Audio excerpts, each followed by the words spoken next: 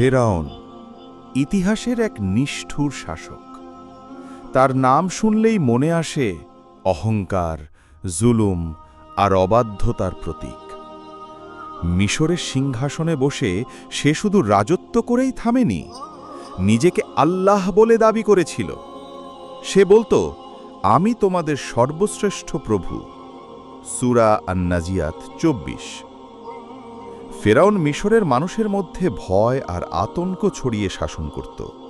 বিশেষ করে বনি ইসরায়েল নামের এক গোত্রের উপর চালাত ভয়াবহ নির্যাতন।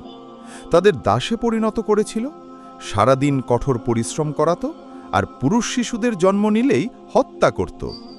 নারীদের বাঁচিয়ে রাখত, যেন তারা অপমানিত জীবন কাটায়। কিন্তু আল্লাহ সর্বদা ন্যায় বিচারক। যখন মানুষের ধৈর্যের বাঁধ ভেঙে যায়, তখন আল্লাহ তার বান্দাদের মুক্তির জন্য নবী পাঠান। এই অত্যাচারের সময় আল্লাহ পাঠালেন তার নবী মূসা আলাইহিসসালামকে।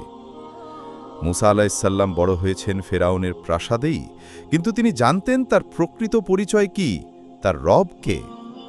যখন আল্লাহ তাকে নবুয়তের দায়িত্ব দিলেন, তখন মূসা আলাইহিসসালাম সরাসরি ফেরাউনের দরবারে উপস্থিত হলেন। তিনি দৃঢ় কণ্ঠে বললেন, হে ফেরাউন, আমি বিশ্বজগতের প্রভুর পক্ষ থেকে এসেছি, বনি ইসরায়েলকে আমার সাথে যেতে দাও। কিন্তু ফেরাউন মূসা আলাইহিসসালামকে অবজ্ঞা করে বলল, তুমি কি সেই মানুষ নও যাকে আমরা ছোটবেলায় লালন করেছি, আর এখন এসে আমাদের শেখাচ্ছ?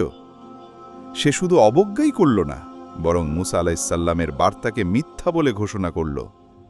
তবুও আল্লাহ দয়া করলেন, তিনি ফেরাউনকে নিদর্শন দেখালেন, হয়তো সে সঠিক পথে ফিরে আসবে।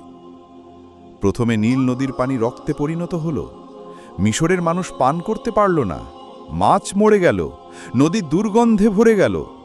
তারা অনুনয় করল, যদি পানি আবার স্বাভাবিক হয় তবে তারা মূসা আলাইহিসসালামের কথা মেনে নেবে। কিন্তু পানি স্বাভাবিক হওয়ার পর ফেরাউন আবার কথা ভাঙল। তারপর আল্লাহ পাঠালেন ব্যাঙের প্লেগ। শহর ব্যাঙে ভরে গেল।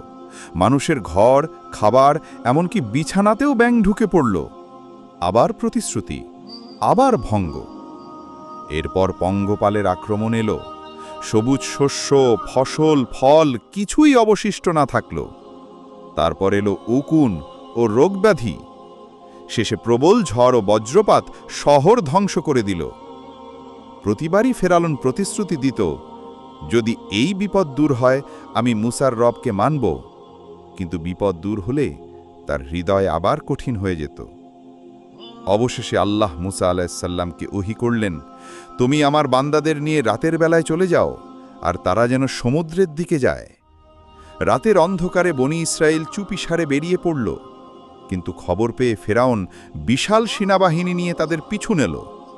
যখন তারা সমুদ্রের তীরে পৌঁছাল, সামনে বিশাল জলরাশি, পেছনে ফেরাউনের সেনারা। বনি ইসরায়েলের মানুষ আতঙ্কিত হয়ে বলল, আজ আমরা ধরা পড়ব। তখন মূসা আলাইহিসসালাম দৃঢ় কণ্ঠে বললেন, কখনো না, আমার সাথে আমার রব আছেন, তিনি আমাকে পথ দেখাবেন।